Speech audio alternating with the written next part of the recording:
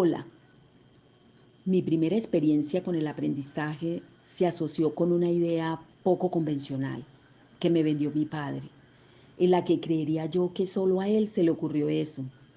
Casi que logró negociar como alternativa para mi vida el considerar que mi inteligencia me llevaría lejos, y esto haría que se opacara hasta pasar por alto mis pocos atractivos físicos que según mi padre carecía de ellos, y debía compensar con el estudio para que me destacara y resaltara más en mi capacidad intelectual. Afortunadamente, aun cuando mi madre era muy joven, nunca patrocinó esta idea y se enfocó más en canalizar mis habilidades que empezó a ver a medida que me enseñaba.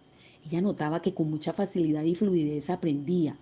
Cuando entré a primero primaria tenía conocimientos avanzados en gramática y gran facilidad para asimilar las operaciones matemáticas. Y a esto se sumaba la agilidad para la memorización y un amor por la literatura, el teatro y la poesía. Es así que con el tiempo crecí con la influencia positiva de mis bisabuelos. Adoraba compartir con los adultos. Me seducía cada vez más la pasión con la que mi bisabuelo Chan recitaba las poesías de Pablo Neruda, hasta los relatos de la gran miseria humana. Se convirtieron en la cita matutina a la que no podía faltar. Y ni decir mi bisabuela María de Jesús, que hasta sus 101 años me relataba con más suspenso y emoción que los cuentos de Calimán de mi época. Se trataba de los largos relatos sobre la historia de nuestro país y las guerras con las que ella sobrevivió, de los análisis críticos de una guerra sin sentido por los colores azul y rojo, que por ideas políticas, según ella, no valía la pena que la vida perdiera sentido. Siempre me recordaba su heroísmo de subir a un frondoso árbol que con su habilidad logró esconderse en una rama, en una emboscada. Los soldados de las tropas no la vieron y decía con voz y acento costeño que de niña yo le veía como una mujer triunfadora y de una gallardía única. Oye, niña Mari, de no ser tan valiente no estaría aquí para relatarte este cuento. Otras tardes eran dedicadas a la Guerra de los Mil Días y al emocionante relato de las historias sagradas de conquistas de los grandes héroes de la Biblia, que me invitaban a un recorrido por la teopedagogía que con ellos crecí. Mi pasatiempo favorito era memorizar poesías de largas estrofas que pronto declamaba en las izadas de bandera de mi colegio. Recuerdo que en mi colegio yo aprendía rápido y me aburría mucho. Cuando mis profesores no avanzaban en los temas, me angustiaba cuando se regresaban a explicar lo que tanto habían enfatizado ya. Mi método de estudio era leer enciclopedias, adelantar temas y hacer muchas preguntas hasta fastidiar a mis profesores. La verdad creo que no me entendían y mis profesores decidieron que yo me adaptara a sus métodos de enseñanza y no se detuvieron a dar respuestas a mis necesidades académicas especiales. Finalmente optaron por promoverme a otros cursos para subirme a otro nivel y así terminé mi bachillerato a los 15 años, en el año 1985. Pronto inicié mis estudios universitarios en el primer claustro universitario del país, en la Universidad Santo Tomás de Aquino de Bucaramanga, para optar por una doble titulación, Derecho y Ciencias Políticas, una institución de carácter religioso dirigida por frailes pertenecientes a la Orden de Predicadores OP, con una filosofía basada en los postulados de San Agustín y Santo Tomás de Aquino, con un perfil de profesionales que buscan alcanzar el bien común y consolidar el deber ser del profesional que tiene un compromiso con el contexto social, interviniendo en las comunidades y aportando el desarrollo social y cultural de su comunidad.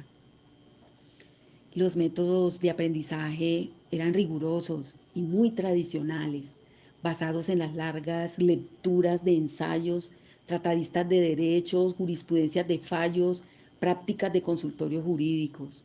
Los docentes calificaban y catalogaban la brillantez del profesional por su capacidad de memorización y rezar los artículos de los códigos sin equivocarse, al pie de la letra, lo que dice el código. Se destacaba la promoción y promulgación de valores y principios morales y éticos. Se cuidaba mucho de cumplir los protocolos y normas propias de la etiqueta, la oratoria en plaza pública, la exégesis, la hermenéutica jurídica, el latín, la redacción de documentos con excelencia en la argumentación, ideas con coherencia, manejo de la gramática y la sintaxis, entre otras. Las edificaciones eran tipo conventos, con estructuras. En las aulas de clase el maestro se subía a una plataforma más elevada de la altura del alumno. Esa distancia considerada con el maestro que marcaba una delgada línea que lo ponía por encima y en una posición inalcanzable entre maestro y alumno, de tal manera que el maestro era el actor principal en la educación que transmitía el conocimiento a los inexpertos alumnos que no se les había iluminado el pensamiento aún. Éramos esponjas que absorbíamos el conocimiento de los más expertos y dotados según ellos. Las jornadas extensas de actividad académica y los horarios extendidos se diseñaban exclusivamente para los que se dedicaban a estudiar. No existían horarios académicos flexibles. Era un privilegio el acceso a la educación. Solo estudiaban los que tenían los recursos económicos y el tiempo para cumplir los horarios, y el aspirante al título profesional o estudiaba o trabajaba. No existía la posibilidad de estudiar y trabajar. Era para los más privilegiados, bajo la premisa de la dedicación de tiempo para la titulación y preparación del profesional, con duración de 6 meses por cada periodo académico cursado, 12 meses al año. Se podría pensar que en ese diseño de educación no se garantizaba el tener acceso a la igualdad de oportunidades a la educación. Me hice docente. Garantizaba el tener acceso a la igualdad de oportunidades a la educación. Me hice docente. Por mis maestros fueron los influencers de mi época. Me marcaron en seriedad, responsabilidad y exigencia, en tanto que me llevaron a ser docente, pues sentía que era un privilegio participar en la formación de una nueva generación.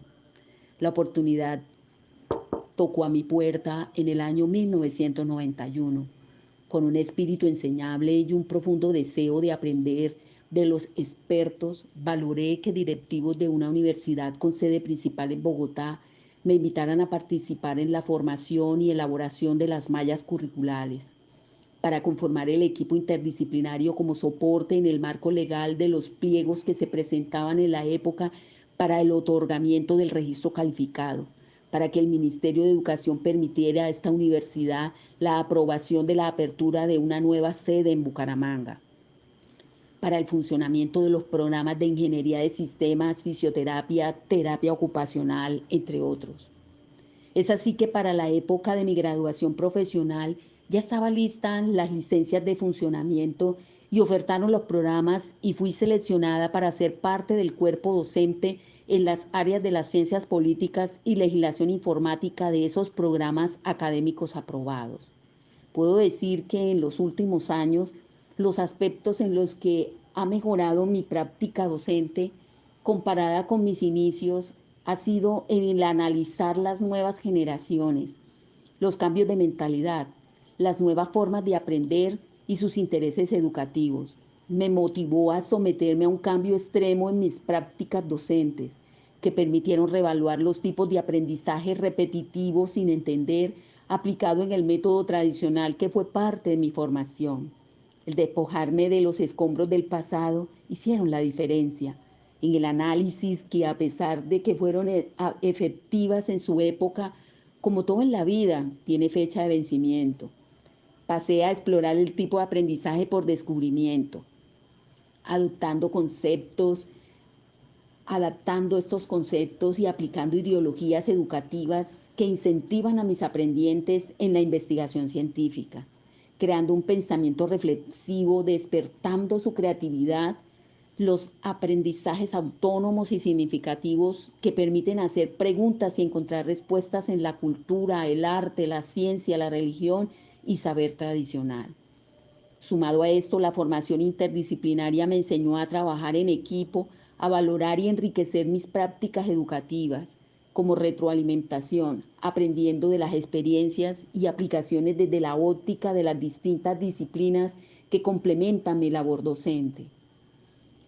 Para modernizar o innovar mis clases, he utilizado algunas prácticas o didácticas en las cuales puedo citar la performatividad, que es un concepto que me revolucionó y me permitió soltar modelos antiguos para aplicar nuevos saberes, permitiéndome estar en permanente movimiento y cambio, demandándome otra forma de pensar y la implementación de nuevas prácticas en la educación para así responder a las demandas sociales, con tendencias educativas actuales sobre cómo hacer mejor las cosas, dado al espíritu práctico que profesan las generaciones modernas.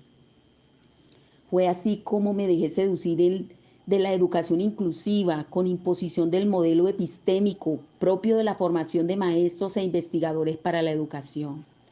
De manera que empecé a utilizar prácticas de innovación para capturar la posibilidad de asombro en mis estudiantes en cada encuentro en el aula en los que buscaba empoderar, personalizando la educación con las necesidades de los aprendientes, explorando sus capacidades y talentos, generando pasión y no preocupación por estudiar para lograr un empleo. He tenido algunas experiencias pedagógicas que considero exitosas durante mi desempeño docente, pero el mejor termómetro para medir dichas experiencias se basan en algo que alguna vez aprendí, que la felicidad del aprendiente es el combustible para generar y mantener la llama encendida de su conocimiento, para lo que decidí planear con ellos proyectos de aulas en grande, con desafíos monetarios y enormes alcances académicos que les demostraba que los límites solo existían en el imaginativo de la gente. Fue así que decidimos tener la experiencia Ágora, que les permitió crear núcleos de conocimiento, generar experiencias y posibilidades con expertos que, reforzando su aprendizaje teórico, lo lograban afianzar con la práctica, permitiéndose vivir su propia experiencia, como hacen en la impulsación de un nuevo producto que se lanza al mercado para que el cliente se permita una experiencia personal con la marca, que se va a posesionar en el mercado, de manera que en el momento de tener la experiencia con las bondades del producto, ya no necesita que nadie le recomiende el producto, porque él mismo lo puede defender o rechazar. También nos lanzamos en el reto del emprendimiento, el cual los puso a facturar de inmediato, con tal acogida en el mercado. Se aprendió a generar empleo y canalizar los recursos para ser su propio jefe, trabajando desde las ideas de negocio que nacen en el aula, que permitió apalancar los proyectos con patrocinios de los sectores privados que ayudan a fomentar la creación de pequeñas y nuevas empresas con proyectos innovadores y sostenibles que se hacen realidad con su ingenio y creatividad. La educación ideal debería ser que las personas fueran a las instituciones con el deseo de prepararse, de divertirse en el proceso de aprendizaje, para ejercer una profesión con idoneidad, sin presiones y la carga de perder las evaluaciones, con unas pruebas que puede alterar los resultados por las condiciones externas, con factores como en el caso del estudiante que presenta una prueba después de caminar un trayecto largo por una trocha, con ambientes estresantes como el hambre, dificultades en el aprendizaje, no es lo mismo y las ventajas son mayores para los niños que la presentan en condiciones normales. Pensaría en una educación que se preocupara más por la formación integral del aprendiente, que respondiera a las necesidades propias de su entorno, que lo preparara para la vida y para alcanzar su herramienta de trabajo, para sostener su familia y aportar el desarrollo de su comunidad. En ese orden de ideas, los instrumentos de evaluación en el sistema educativo actual no miden con exactitud y veracidad los resultados en la aplicación de las rúbricas de evaluación, porque estos algunas veces también se alteran por reacciones biológicas, químicas, psicológicas, endocrinas, que pueden afectar el metabolismo del estudiante evaluado, alterando los resultados. Pensaría que agregar al estudiante una chispa de efusividad y un alto grado de felicidad combinado con vida saludable para que disfruten y experimenten los aprendientes el proceso, se conectarían con el docente en la sinergia que les permite seguir generando nuevos productos dentro y fuera del aula, con dinámicas divertidas, meditación con experiencia de vida, reducción del estrés y juegos que ellos mismos planean y todos participan en la construcción del conocimiento mediante aprendizajes dialógicos. Gracias.